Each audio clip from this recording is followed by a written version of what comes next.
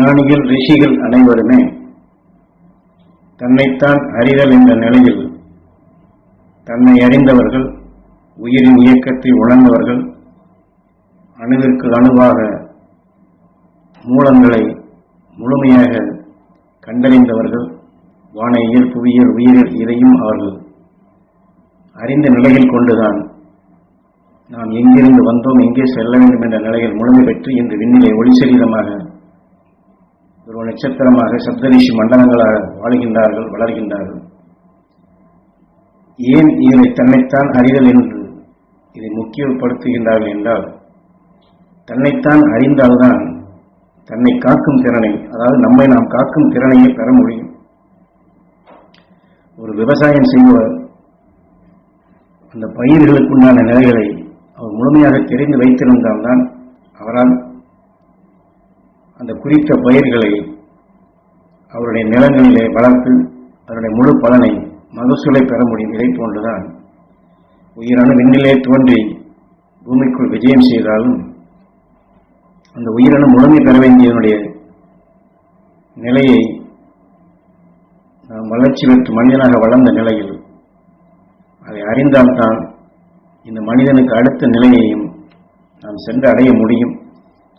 ஆகையினால்தான் இங்கே தன்னைத்தான் அறிதல் என்பது விவசாயத்திலே பயிரை வளர்ப்பது போன்று இந்த உயிரணுவை, நம் உயிரான்மாவை அழியா ஜோதி சுடராக நாம் அந்த மகசூலாக எடுக்க வேண்டும். மனிதனான பின்தான் அந்த உயிரோடு ஒன்றக்கூடிய உணர்வுகளை ஒளியாக மாற்ற முடியும். ஆனால் சொல்வதிலே உங்களுக்கு சில நிலைகள் கடினமாக இருக்கும். இருந்தாலும் இதையெல்லாம் என் குரு எனக்கு உணர்த்தியபடி எனக்கு பதிவு செய்து கொண்டு உங்களுக்குள்ளும் பதிவு செய்கின்றேன். உங்களை காக்க இந்த எண்ணம் உதவட்டும். இந்த பிரபஞ்சத்தினுடைய இயக்கம் எவ்வாறு இருக்கின்றது என்ற நிலையை நாம் உணர்ந்து கொண்டால் போதும். அந்த தன்னைத்தான் அறிதல் என்ற நிலைகள் அதை நாம் உணரக்கூடிய தகுதி சிறிது சிறிது நாம் வளர்த்துக் கொள்ள முடியும். ஈஸ்வரப்பட்டு எனக்கு கொடுத்ததைத்தான் உங்களுக்குள்ளும் ஞாபகப்படுத்தி நினைவில் கொண்டு வரும்படி செய்து விண்ணினுடைய ஆற்றல் உனக்குள் எவ்வாறு அது இயங்குகிறது என்ற நிலையை உன்னை நீ அறி, உனக்குள் அந்த இயக்கத்தை நீ பார்.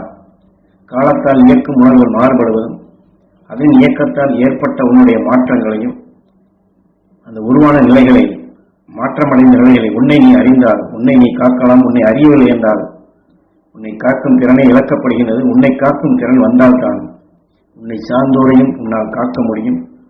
அவரை காக்கும் எண்ணம் அங்கே வளர்ந்தால் அவர் வளர உனக்கும் காக்கும் உணர்வுகள் வளரும் என்று இப்படிப்பட்ட பேருண்மையைத்தான் ஈஸ்வரப்பட்டர் எமக்குள் திரும்ப திரும்ப அதை உணர்த்தி அதை நாம் முழுமையாக அறியும் வண்ணமாக எனக்குள் ஆழமாக பதிவு செய்தார். அவர் கொடுத்த நிலைகளைத்தான் உங்களுக்கும் அப்படியே கொடுக்கின்றோம். உங்களை காக்கும் திறன் வர வேண்டும் என்றால் உங்களை நீங்கள் அறிய வேண்டும். அதற்குத்தான் இதையெல்லாம் பதிவு செய்கின்றேன். அந்த காத்திடும், உங்களை காத்திடும் எண்ணங்கள், உணர்வுகள் அது உங்களுக்குள் தோன்ற வேண்டும்.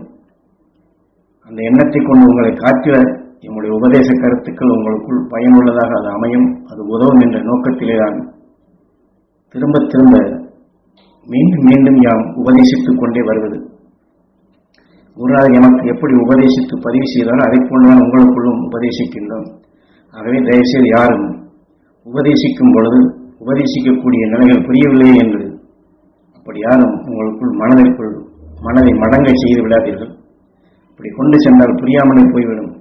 அது அந்த புரியும் நிலையில் எனக்குள் வர வேண்டும் என்ற எண்ணத்துடன் யாம் உபதேசித்தவை அந்த கட்டாயப்படுத்தி அதை பதிவாக்கி எம்பால் அந்த நினைவை செலுத்தி அந்த எண்ணங்களை நீங்கள் நுகர்ந்தால் எம்முடைய உணர்வுகள் உங்களுக்குள் பதிவாகி அந்த உணர்வின் அலை அதை நீங்கள் மீண்டும் மீண்டும் தொடர நினைவு கொண்டு வரும் பொழுது அதனுடைய நினைவை உங்களுக்குள் புரிய செய்யும்.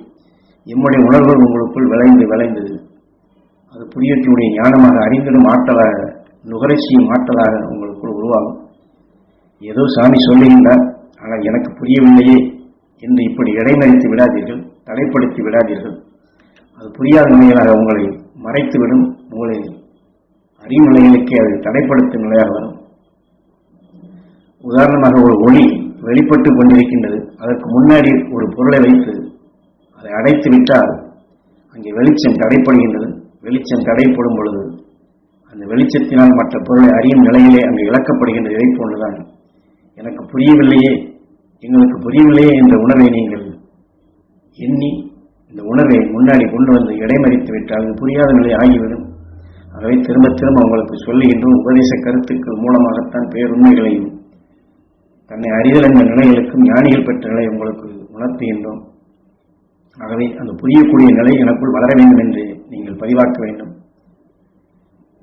இன்னொரு உதாரணமும் குருநாதர் இங்கே சொல்லுகின்றார். உதாரணமாக ஒருவர் சண்டையிடுகின்றார். ஆனால் அந்த சண்டையினுடைய அர்த்தத்தையோ அல்லது ஏன் சண்டையிடுகின்றாரோ, யார் என்ன என்று இதெல்லாம் நான் என்ன அது நமக்கு எதுக்கப்பா இந்த ஊர் வந்து என்று எண்ணிவிட்டால் அவர் சண்டையிட்ட நிலைகளோ அல்லது அவர் அதில் பேசக்கூடிய நிலைகளோ அல்லது தவறோ மற்ற எந்த நிலைகளும் நமக்குள் வராது. ஆனால் அதை உற்று பார்த்து என்ன செய்தார், ஏன் சண்டையிட்டார், என்ன பேசினார், இவர் என்ன பேசினார் என்று கூர்மையாக அந்த சண்டையிட்டவருடைய உணர்வுகளை உற்று பார்த்து பதிவாக்கி நினைவு கொண்டு வந்து அதையே நுகர்ந்து கொண்டிருந்தார். அவர்கள் சண்டை செய்த நிலைகளை நாம் விழாவாரியாக இப்படியெல்லாம் பேசினார், அதனால் இவர் இப்படி பேசினார், இப்படி பேசியதால் அவர் அப்படி மாற்றி பேசினார், இப்படி இருவருமே சண்டையிட்டுக் கொண்டார்கள், இப்படி பேசினார்கள் என்று எல்லோரிடமும் அதை நாம் சொல்ல முடியும். ஆனாலும் இப்படி சொன்னாலும் அவர்கள் சண்டையிட்ட உணர்வைத்தான் நமக்குள் வளர்க்க முடியும். நமக்குள்ளும் சண்டையிடும் உணர்வுகள் தான் விளையத் தொடங்கும். ஆக நமது உயிருடைய வேலை இது எல்லாம். இது எவ்வாறு செயல்படுகிறது என்பதை நாம் முழுமையாக உணர்ந்து கொள்ள வேண்டும். நாம் சண்டையிட்டதை வேடிக்கையாக பார்த்திருக்கலாம், எப்படி சண்டையிட்டார் என்பதை தெரிந்து கொள்ளும் நோக்கத்திலும் பார்த்திருக்கலாம், சண்டையிட்டதால் என்ன ஆனது என்பதையும் தெரிந்து கொள்ள பார்த்திருக்கலாம். ஆனால் உயிருடைய வேலை அவர்கள் எப்படி உணர்வு பூர்வமாக சண்டையிட்டார்களோ அதெல்லாம் ஆழமாக நமக்குள் அது பதிவு செய்து, ஒரு விவசாயி அவன் பயிர்களை நட்டு அதற்குண்டான பராமரிப்பை செய்து மகசூலாக எடுப்பது கொண்டு நமது உயிர் அந்த சண்டையிட்ட உணர்வுகளை நமக்குள் மகசூலாக மாற்றிவிடும். ஆனால் நாம் தவறு செய்தோமா என்றால் இல்லை.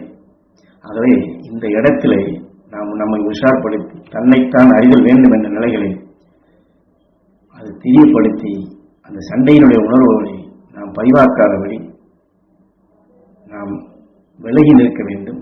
அருள் உணர்வுகளை எடுத்து நாம் அதை கலக்க வேண்டும்.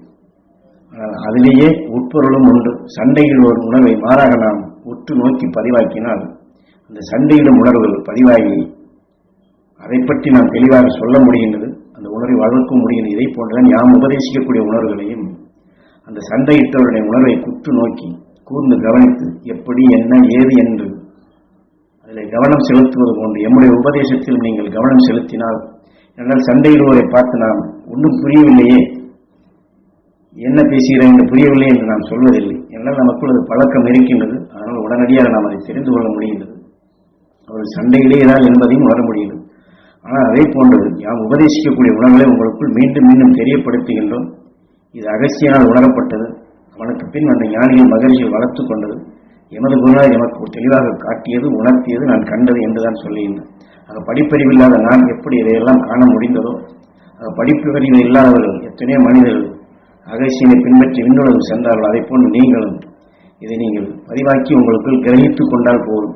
அந்த கிரகிப்பதற்குத்தான் மீண்டும் மீண்டும் இந்த உபதேசத்தை நீங்கள் பதிவாக்குங்கள், நினைவு கொண்டு வாருங்கள். உங்கள் நினைவை எம்பால் செலுத்துங்கள். நான் எப்படி என் குருவின்பால் நினைவை செலுத்தி அவருடைய உணர்வால் அது எனக்குள் அது இயக்கும்படியாக அவருடைய அஞ்ஞானத்தை நான் பெற்றோம். அதே போன்றது நீங்களும் எமக்குள் வளர்த்து கொண்ட அந்த மெய்ஞானத்தை மெய்ப்பொருள் காணும் திறனை தன்னைத்தான் அறிதல் என்ற நிலையில் சகலத்தையும் நீங்கள் புரிந்து கொள்ள முடியும், அறிய முடியும், உணர முடியும், காண முடியும். அந்த நிலையை நீங்கள் நிச்சயம் பெற முடியும். ஆகவே உபதேசிப்பதனுடைய நோக்கங்களை முழுமையாக புரிந்து கொண்டு அறிதல் வேண்டும், தன்னை அறிதல் வேண்டும் என்ற நிலைகளுக்கு இதை எடுத்துக் கொள்ளுங்கள் என்று குரு நமக்கு இதில் ஞானப்பாதையை வழிகாட்டுகின்றார்.